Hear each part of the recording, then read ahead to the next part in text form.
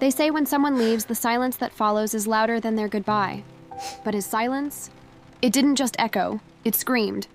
It screamed in every corner of my heart, in every empty room he used to fill with laughter. My name is Alara, and I used to believe love could fix anything, even me. I was an artist, not a famous one, just a girl who found comfort in colors and chaos. He used to call my art too emotional, but he was the reason my emotions existed. Until the day he decided they weren't enough. That evening, the sky looked just like my heart, heavy, gray, and ready to break. Rain tapped against the glass as if it was mocking me for still hoping he'd stay. He stood by the door, hands in his pockets, eyes colder than ever. "You're wasting your time, Alara," he said softly. "You could have been something if you were more practical." That word, practical, cut deeper than any blade. Because my art wasn't practical. My dreams weren't realistic. And loving him was apparently a mistake. He didn't shout. He didn't even look angry. He just turned, picked up his bag, and left. And I stood there, surrounded by unfinished paintings and promises. The door clicked shut. A small sound, but it felt like thunder inside me. I waited for him to come back. 5 minutes, 10, an hour. He never did. That night I cried until my tears ran out, until my eyes burned and my hands shook too much to even pick up a brush. My sketchbook lay open on the floor, pages soaked with tears and rain. One of them had a half-drawn portrait of him. I couldn't even finish it. They say heartbreak changes you. But that night, it didn't just change me. It destroyed me. And yet, somewhere in that destruction, something small survived. A whisper. A promise. You'll regret leaving me.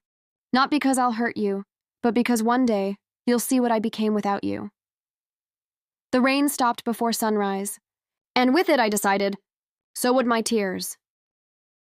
When he left, I didn't realize the silence he'd leave behind would have its own sound. It was heavy, like the kind of quiet that presses against your chest until it hurts to breathe. Every corner of my apartment seemed to remember him. The couch where he used to nap after pretending to admire my art. The kitchen where we laughed over burnt pancakes. The mirror where he once told me I looked like a poem that doesn't rhyme, but still feels right. Now all those places felt haunted. Not by ghosts, but by memories that refused to die. For days, I wandered from room to room like a stranger in my own home. The walls, once painted with warmth, now looked pale and tired. I couldn't bring myself to touch my brushes. The smell of paint, once comforting, now made my stomach twist. It reminded me of the way he looked at my canvases near the end, like they were useless, childish things. I kept hearing his words on repeat. You could have been something if you were more practical. Practical. The word echoed in my head until it lost all meaning. Was it practical to love someone with your whole heart? Was it practical to believe that art could be enough? Was it practical to give someone the pieces of your soul and expect them to stay? Maybe not. Maybe I was never meant to be practical. I was made of color, emotion, and dreams that didn't fit inside anyone else's world. Still, it hurt. The kind of hurt that makes you question your own worth. Nights bled into mornings, and I couldn't tell where one ended and the other began. Sometimes I'd wake up thinking I heard his voice. Sometimes I'd dream he came back. But every morning, it was just me and the emptiness that followed him out the door. One night, about a week after he left, I stood in front of my easel. A blank canvas stared back at me, daring me to feel something again. My hands trembled as I reached for the brush. For a moment, I froze, afraid that if I painted, I'd paint him. Afraid that every stroke would drag me back into memories I wasn't ready to face. But then, I remembered something he once said when things were still beautiful. You see the world differently. Alara, you don't just paint what's there, you paint what hurts. Maybe that was my only way out, to paint what hurt. So, I did. The first stroke was clumsy, desperate. The second, angrier. By the fifth, I wasn't painting him anymore. I was painting me. All the pain, the loneliness, the quiet. It started to spill out onto the canvas. The colors were darker than before. Deep crimson, cold blue, streaks of black that clawed across the surface. It wasn't pretty, but it was real. And when I stepped back, breathless and trembling, I realized I'd been crying the whole time. That painting didn't heal me. It didn't erase him. But for the first time since he left, I felt lighter. Like I'd taken a piece of the pain and trapped it in the colors, where it couldn't hurt me anymore. The next morning, I painted again. And again. Each canvas became a conversation I never had, a letter I never sent, a scream I never allowed myself to make. My apartment began to fill with art, raw, messy, imperfect. But it was mine. People say heartbreak breaks you, but that's not true. Heartbreak unmasks you. It shows you the parts of yourself you'd been hiding, even from the one you loved. For me, it showed me that my art was never about being practical. It was about survival. Weeks passed, and though the ache didn't vanish, it changed. It became quieter, more bearable, like a scar you can touch without flinching. I stopped checking my phone for his name. I stopped replaying his goodbye. And one night, as I painted under the soft hum of the city outside, I whispered to myself, he took his love, but he left me something better, a reason. That reason burned inside me like a small fire, faint but alive. I didn't know it yet, but that flame would soon turn into something bigger, something that would light up everything he tried to darken. For now, though it was just me, the silence and the echoes of who I used to be, and for the first time, that was enough. But time didn't heal me. It only taught me how to hide my pain better. Days turned into weeks, and I kept painting. Not because I wanted to, but because it was the only way to breathe. Each morning, I'd wake to the same silence, the same ghost of his presence, and the same unfinished paintings staring at me like open wounds. But when I picked up the brush, something inside me shifted. It was as if my pain had been waiting for me to give it shape, to give it color, to make it seen. The first few canvases were chaos. I didn't plan them. I just attacked them. Red for the anger that burned beneath my ribs. Blue for the nights I couldn't stop crying. Gray for the numbness that followed. Every stroke was a scream no one could hear. Every layer of paint was a confession I couldn't say out loud. Sometimes I'd find myself talking to him as I painted. You said I wasn't enough, I'd whisper, dragging the brush across the canvas. But you took everything from me. So what exactly did you leave behind? And the colors would answer, like bleeding, clashing, healing. My studio became my sanctuary. I'd lose track of time there, surrounded by canvases and the smell of oil paint. Outside, the world moved on. Cars passed, people laughed, life continued. But inside, I was building a new world from ruins. A world made of raw emotion, honest, ugly, and beautiful in ways only pain could make it. There were moments, though, when I broke. When the brush would slip from my hand and I'd fall to the floor, sobbing until I couldn't breathe. Because no matter how much I painted, his absence still felt like a shadow behind me. And sometimes it whispered, "You'll never be enough." But then, something changed. One evening, as I painted under the dim light of my studio, I noticed something new. The red wasn't just anger anymore, it was passion. The blue wasn't just sadness, it was depth. And the gray wasn't emptiness, it was balance. For the first time since he left, I looked at a painting and didn't see pain. I saw a transformation. That realization hit me like light through a broken window. He left because he couldn't understand this part of me. The messy, emotional, unpredictable artist. But that was me. That was my truth. And in that truth, I found something stronger than love. Purpose. I started naming my paintings after emotions. One was silence, a swirl of blues and whites that looked like sound frozen midair. Another was regret, black bleeding into red, the way his words bled into my memory. But my favorite was becoming. It was the first one that didn't come from pain, but from acceptance. When people online started noticing my art, I didn't know how to feel. They called it raw, emotional, alive. Some said they saw their own heartbreak in my colors. And maybe that was it. Maybe my pain wasn't just mine anymore. Maybe it belonged to everyone who ever loved and lost. I remember one message clearly. A woman wrote, "Your painting made me feel less alone. Thank you." I stared at that message for hours. Because for the first time in months, I realized my pain had meaning. It wasn't wasted. It wasn't pointless. It was creating connection, empathy, healing, not just for me, but for others too. That night, I sat by the window, the same one where I watched him walk away, and whispered, maybe this is who I was meant to be all along. The city outside glittered, soft and distant, like the reflection of hope. And as I looked at the paint stains on my hands, I smiled. They used to be proof of my struggle, but now they looked like battle scars, beautiful, earned, and mine. He once told me art was just a hobby, something I'd outgrow. But what he didn't know was, I didn't grow out of art. I grew through it.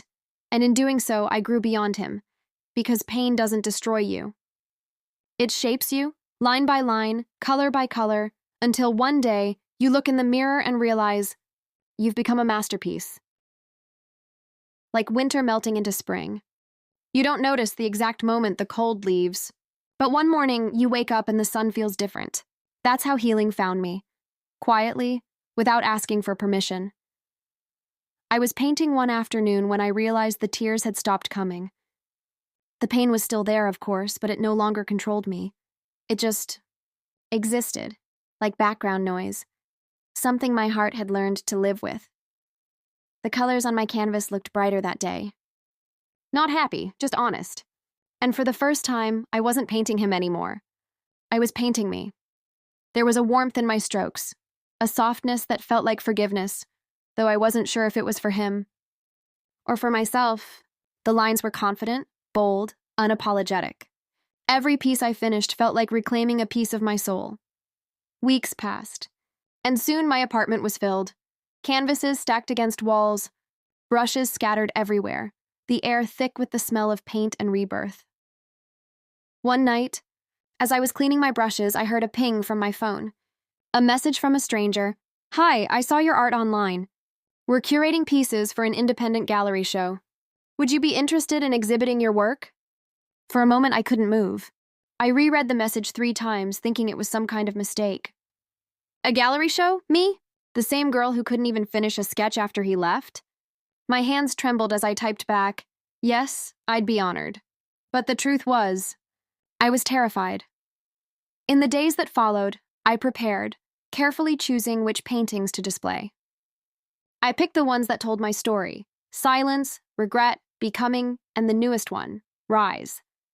I wasn't sure if they were ready, but I knew I was. The night of the exhibition, I stood outside the gallery doors, my heart thundering like it wanted to escape my chest. People moved past me in elegant clothes, laughter echoing off the marble floors.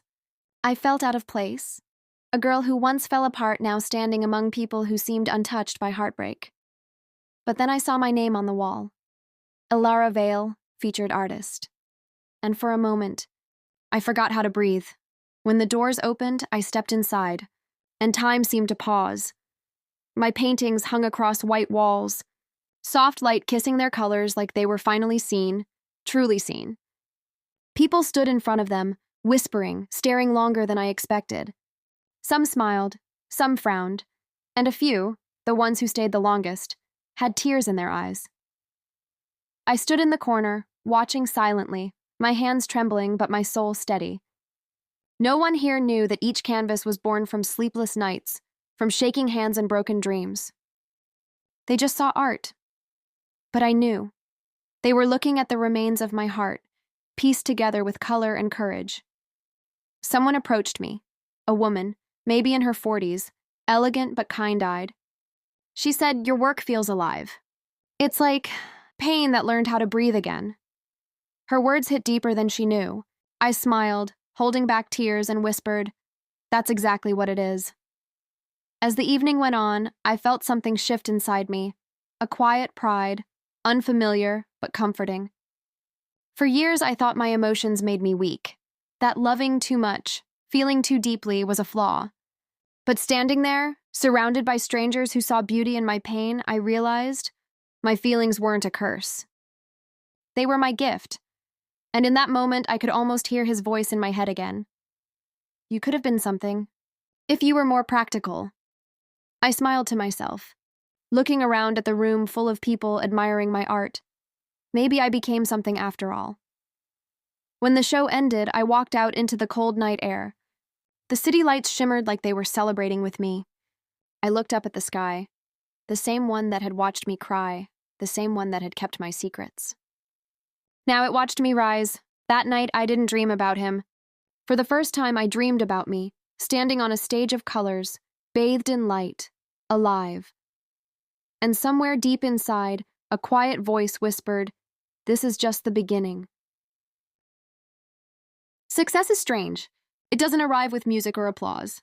It comes quietly, like a breath you didn't know you were holding. And when it does, it doesn't erase the pain. It just teaches you how to carry it differently. After the exhibition, everything changed. Not overnight, but piece by piece. People began to notice me. A small article in an art blog, an invitation to speak at a local studio, and suddenly, I was being called a new voice in emotional realism.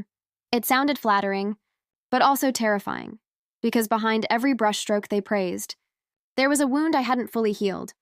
Behind every smile I gave to the cameras, there was a voice that whispered, "He should have seen this." I didn't paint to prove anything anymore, not even to him. But sometimes, in quiet moments, I'd imagine his face if he saw me now. Would he feel regret? Would he remember the girl he told to be practical? Or would he just scroll past my name like I never existed? One night, I sat in my studio long after midnight. The city outside buzzed faintly, a dull hum against the silence of my thoughts. I looked at one of my new canvases, empty, untouched. It waited for me. I knew what I had to paint next. Something different. Something raw, fearless. A story that wasn't about heartbreak anymore, but about survival. A self-portrait. Not of my face, but of my strength. I dipped the brush in crimson red, bold, unapologetic. The color of pain, yes, but also of power. Then a stroke of gold, for the parts of me that refused to die. Each line, each blend of shade felt like reclaiming something stolen.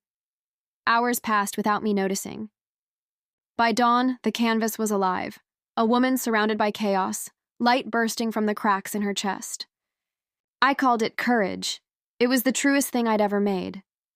When I sent the photo to the gallery owner, she called within minutes.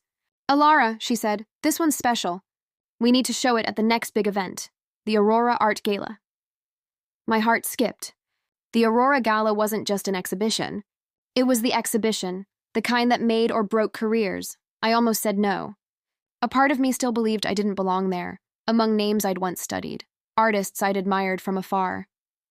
But then I looked at Courage, at the fire in her eyes, and I thought, maybe it was time. The weeks leading up to the gala were a blur. Interviews, rehearsals, people asking me about my journey. I gave answers that sounded poetic but never told the full truth. How could I? How could I tell them that my art was born from heartbreak, from nights spent crying into paint-stained hands? How could I explain that every success felt like revenge wrapped in forgiveness? The night of the gala arrived like a heartbeat I couldn't slow. The hall was enormous, chandeliers dripping light onto polished marble, walls lined with works worth more than I could imagine. And in the center, beneath a single spotlight, stood my painting, Courage. I stood a few steps away, trying to steady my breathing. People gathered around it, their voices low but full of wonder. A man murmured, "It's fierce. It hurts, but it heals." Another whispered, "It feels alive." Their words felt unreal. All I could do was watch. The way light touched the gold, how it shimmered like the last glow of sunset before nightfall. It was beautiful. Not perfect, but beautiful. Just like the woman I'd become. Then someone tapped my shoulder. I turned and froze. It wasn't him. But for a moment I thought it was. A man with the same posture, the same quiet confidence. He smiled, extended his hand, and said, "You're Alara Vale. Your work. It's extraordinary." I shook his hand, managing a smile, though my pulse raced. He continued, "I run a private art residency in Paris. We'd love to host you, if you're interested." For a second, I just stared at him. Paris. It sounded unreal, like something out of a dream I once buried. But this time, I didn't hesitate. "Yes," I said softly, and my voice didn't shake. That night, as the gala lights dimmed and the crowd faded away, I stood before Courage one last time. I traced my eyes along its edges and whispered, "You were never just a painting. You were a promise kept. The promise I made to myself on the night he left, that I would rise. And now, standing under those golden lights, I realized something I never dared to before. My art was no longer about him. It was about me, my fire, my story, my rebirth. And for the first time, that was more than enough." People think success feels like fireworks, loud, bright, unforgettable.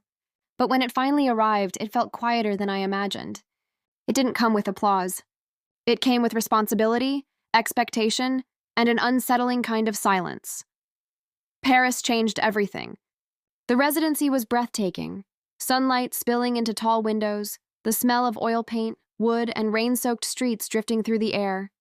Everywhere I looked, art lived and breathed. And for a moment, I almost believed I'd made it. Almost. Each morning, I'd walk through the narrow cobblestone alleys to the studio. Tourists with cameras, locals with baguettes, the scent of coffee. Everything looked like a painting waiting to happen. And yet, even in the city of love, I felt alone. The others at the residency were kind, talented, confident. They spoke of exhibitions, critics, collectors, but no one spoke about heartbreak, about loss, about the kind of pain that gives birth to art. When they looked at me, they saw success, but I knew they couldn't see the cracks beneath the colors.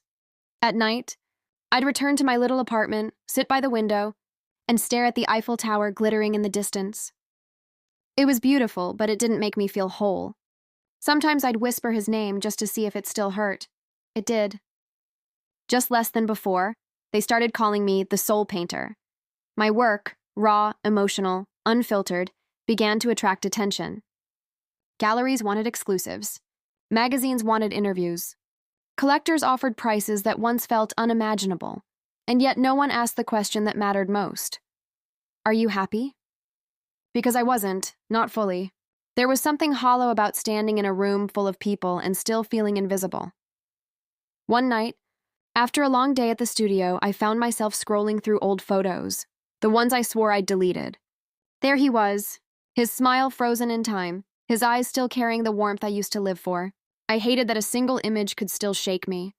I hated that part of me still wondered if he'd seen my name somewhere, in a magazine or a news article. If he'd realized what he'd thrown away. The next morning, I painted like a storm.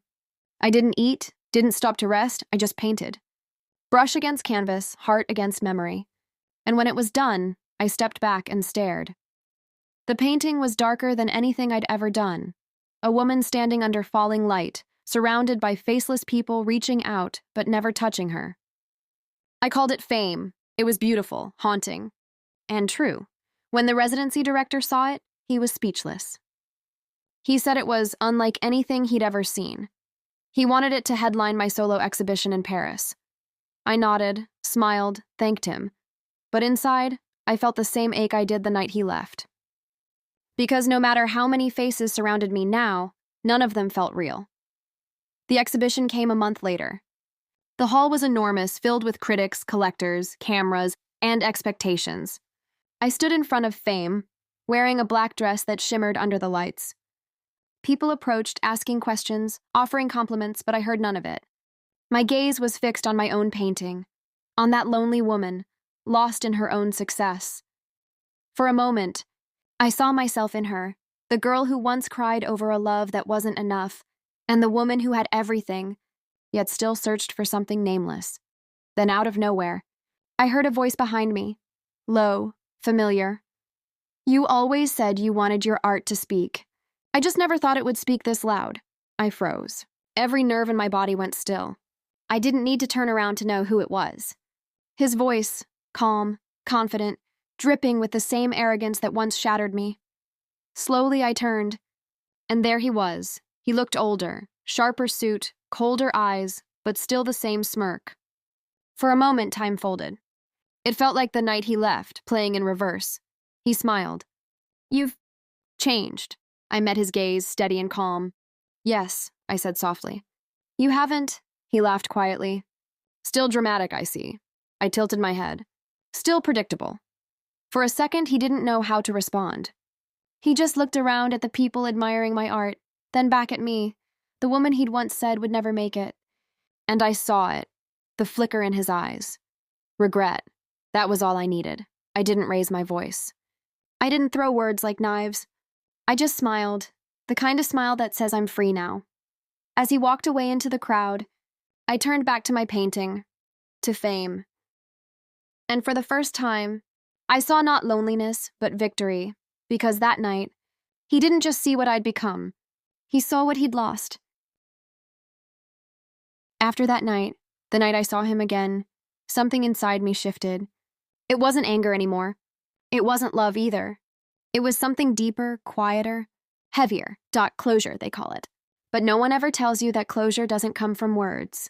It comes from acceptance, from finally realizing you'll never get the apology you deserve, and somehow that's okay. For days, I couldn't paint.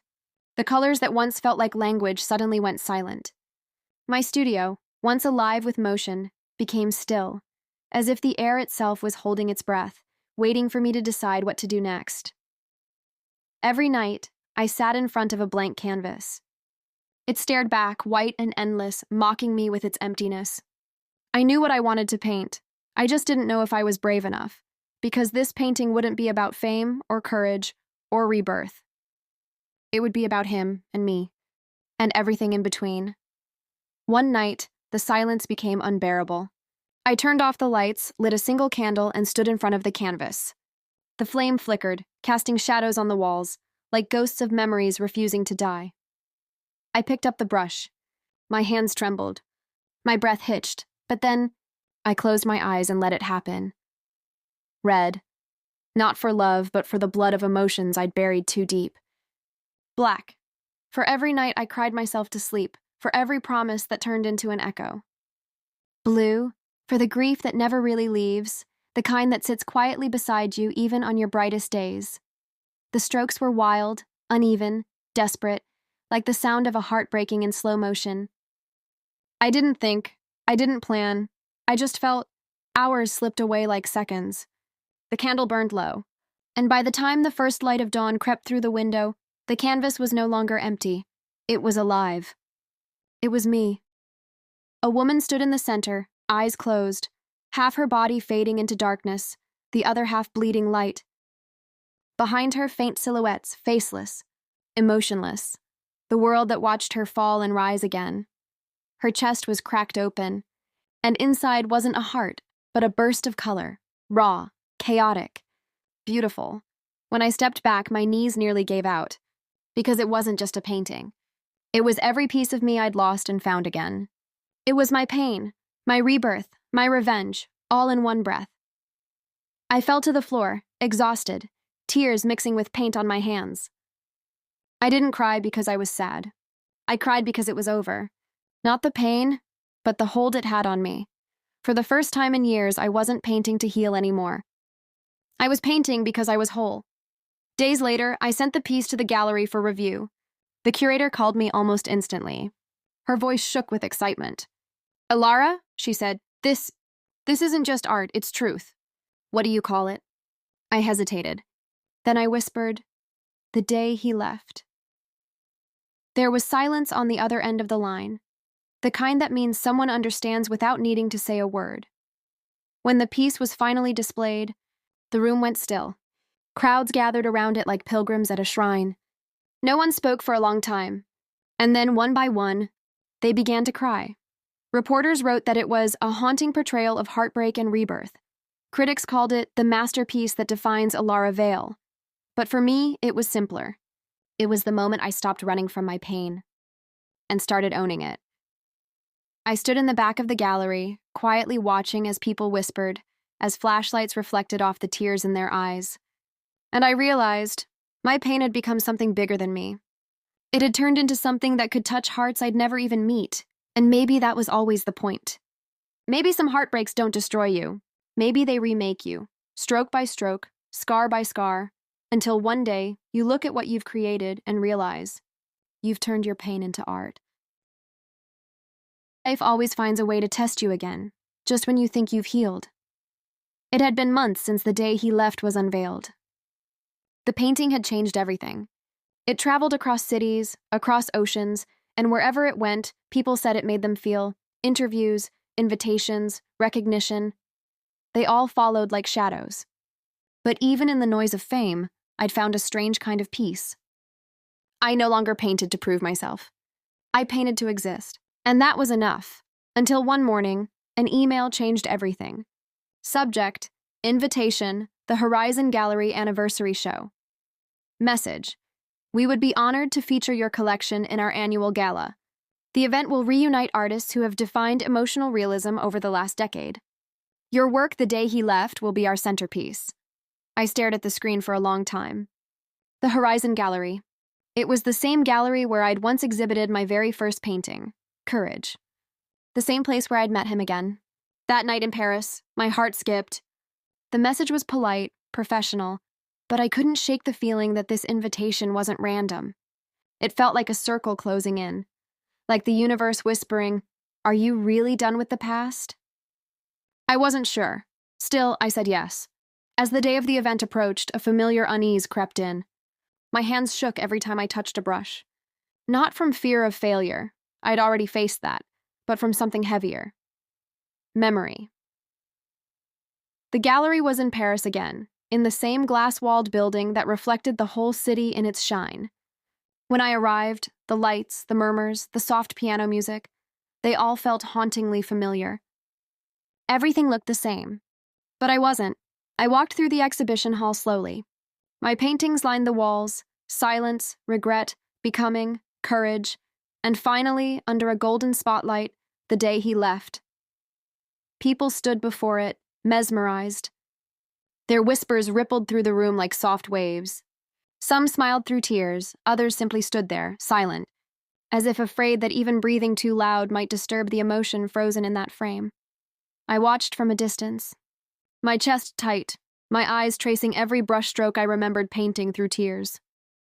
And for a moment I felt both proud and fragile. Then I heard it.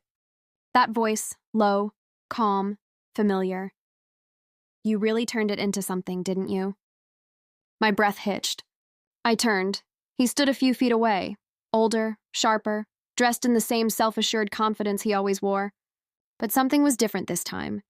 His eyes. They weren't arrogant. They were tired. I froze, searching his face for the man I once loved, the man who told me I'd never make it. All I saw was someone who'd finally realized he was wrong. He smiled faintly, almost awkwardly. "I didn't expect you'd actually make it this far." I said nothing. Silence was my language now. And he, for once, didn't know how to fill it. He looked around at the paintings.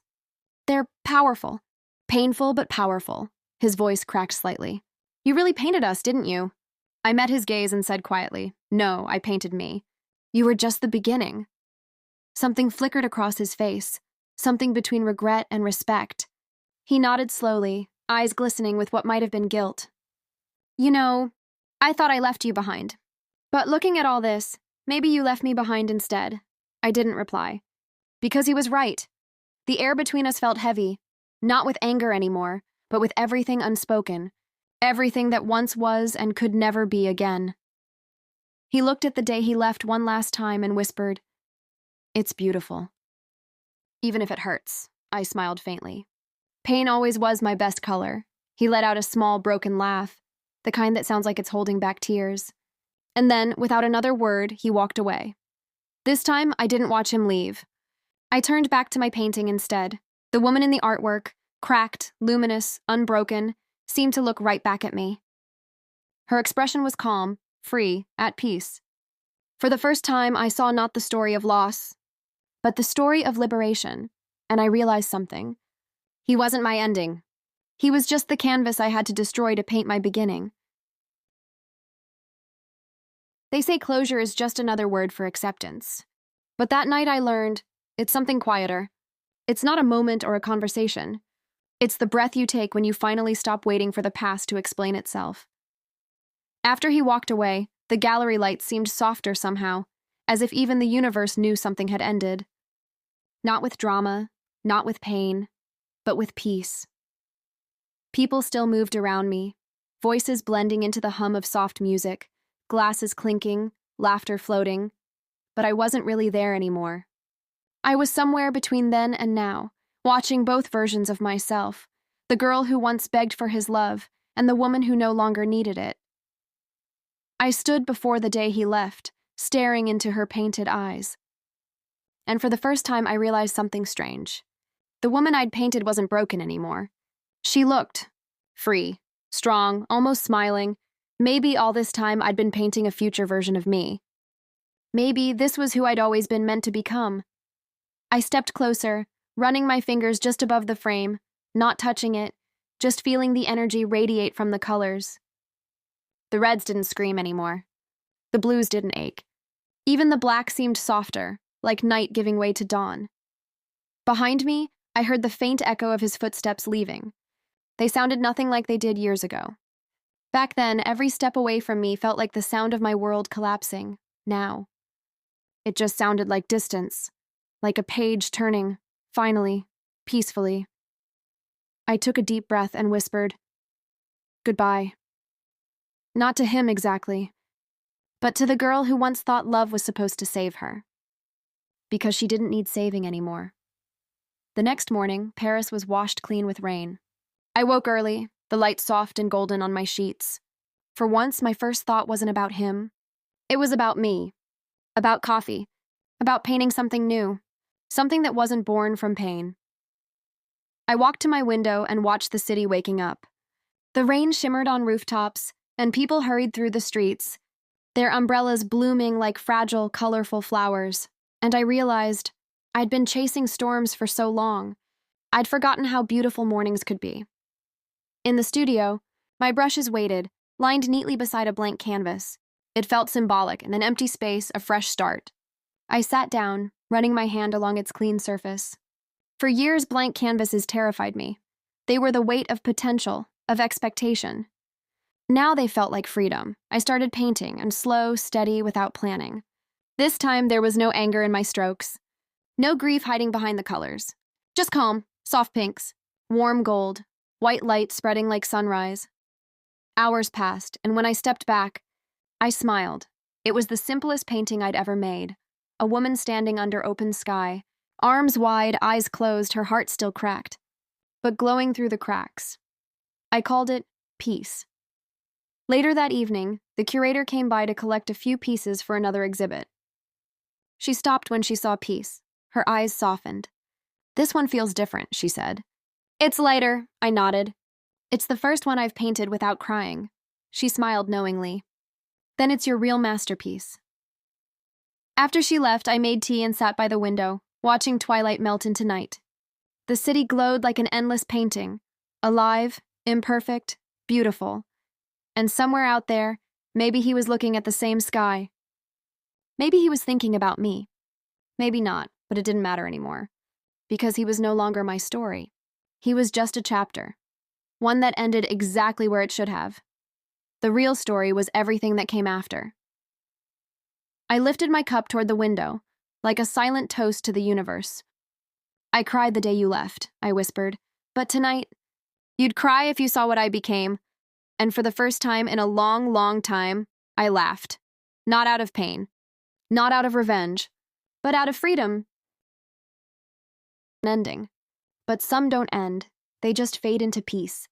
That's what my life had become after that night. Peaceful. Not perfect, not loud, not glittering with fame, just still, like a calm sea after a storm. Months passed. The exhibitions continued. My art kept traveling. Tokyo, Rome, New York. People whispered my name in languages I didn't understand. And yet, none of it felt like success anymore. It felt like breathing. I'd learned that peace isn't the absence of pain. It's learning how to live gently beside it. And in that stillness, I found myself again. Not Ilara the painter, not Ilara the heartbroken, just Ilara. One afternoon, I returned to Paris for a private showcase. The gallery walls were familiar, yet different. New art, new faces, new beginnings. I'd been invited to unveil a new series, paintings born not from sorrow this time, but from quiet love, the kind you have for life, for growth, for yourself. As I prepared backstage, a staff member approached me. "Miss Vale," he said, "someone's been waiting outside." He asked if he could speak to you, just for a moment. My heart didn't race this time. It didn't ache or tighten or freeze. It simply understood. When I stepped out, I saw him standing there, by the glass doors, framed in sunlight. He looked smaller somehow. Not in height, not in presence, but in weight. Like life had taken a few pieces from him too. He smiled faintly, uncertainly. "Hi, Ilara," I nodded. "Hi." There was no tension, no sharp air between us, just the quiet recognition of two people who once shared a storm. "I saw your interview last week," he said. You said your pain became your muse. I shrugged softly. It did. But only until it stopped hurting. He looked down, his fingers tightening around the strap of his bag. I didn't come to bother you. I wanted to see your work. The one everyone's talking about. Peace. For a moment, I hesitated. Then I gestured toward the main hall. Come on, I said quietly. It's waiting. We walked in silence. The world felt muted, just the soft sound of our footsteps echoing across marble floors. When we reached Peace, he stopped. The painting stood tall and radiant under a golden spotlight, a woman standing under an open sky, arms wide, heart glowing through her cracks. He stared at it for a long time. Didn't speak, didn't blink, just stood there motionless, and then I saw it. A single tear slipping down his cheek. He didn't wipe it away. He just whispered, almost to himself, "You really became everything I said you couldn't." I didn't smile. I didn't gloat. I didn't need to, because that moment wasn't about revenge anymore. It was about truth. He had finally seen me. Not the girl he left, but the woman who rose from the ashes of that goodbye. I stepped beside him, looking at the painting. I cried the day you left, I said softly. But this is the day you cried. He turned to me, eyes full of something fragile. Not love, not apology, just realization. And maybe that was enough. For a long moment, we both stood there, two people staring at the proof of how heartbreak can become something holy. Then I took a step back, smiled gently, and whispered, "Take care of yourself." And just like that, I walked away. Outside, the Paris sky was clear. The wind was soft, carrying the scent of rain that never came. I looked up, the same sky that once watched me break, the same one that watched me rise, and for the first time, I didn't think of him as my ending. He was just the beginning of my becoming. I walked down the street, hands stained faintly with gold paint, the city lights shimmering on the wet pavement like fallen stars. People passed me by, smiling, laughing, and I smiled too. Not the practiced smile of an artist, but the real, quiet one of a woman finally free, because sometimes the sweetest revenge isn't making them cry. It's living so beautifully that they realize they lost something they'll never find again. And that night, as I reached my studio and saw peace glimmering in my mind one last time, I whispered into the silence. I cried the day you left, but you cried the day you saw what I became. Then I picked up my brush and began to paint, not pain, not loss, but light.